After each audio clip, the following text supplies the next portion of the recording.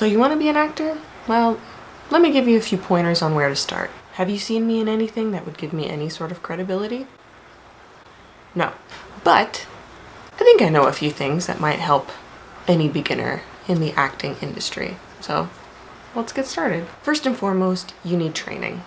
I can't tell you how annoying it is as an actor for someone who has never taken an acting class in their life to say, you know what?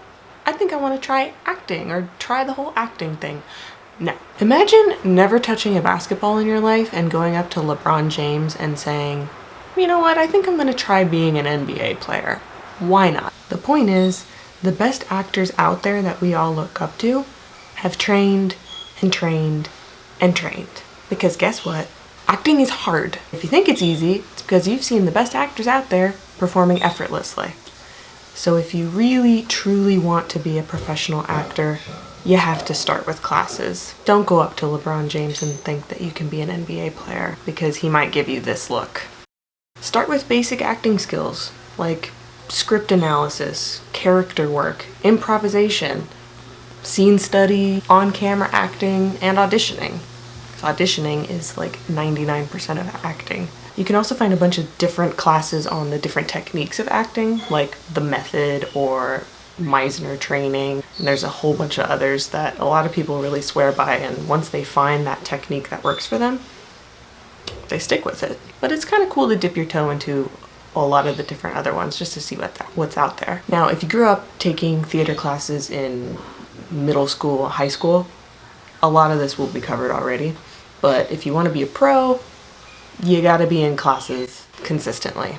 And once you actually know how to act and how to give a convincing performance, then you can try finding some work.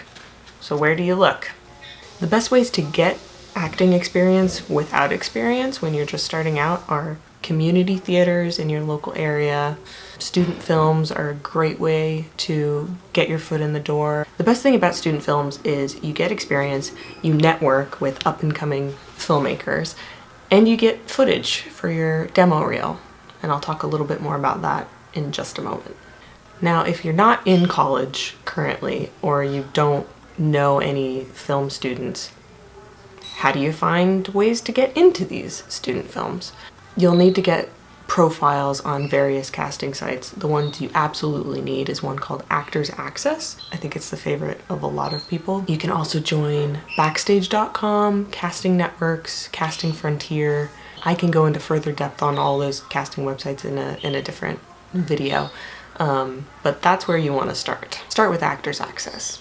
And those casting websites make it really, really easy because you can put your headshots, your footage when you get it, your resume, little things about you, and you can easily submit for projects constantly, 24/7. Pretty much what I do throughout the day, just click, click, click, click, click, click, click, submitting myself to all sorts of different opportunities for acting. So once you start working on student films, you'll most likely get some footage of the work that you did, which is an essential tool for actors to have in order to tell other people, hey, I can act, and here's the proof. But, you can also literally just grab a camera, grab some friends, and make a movie or make a scene or make clips.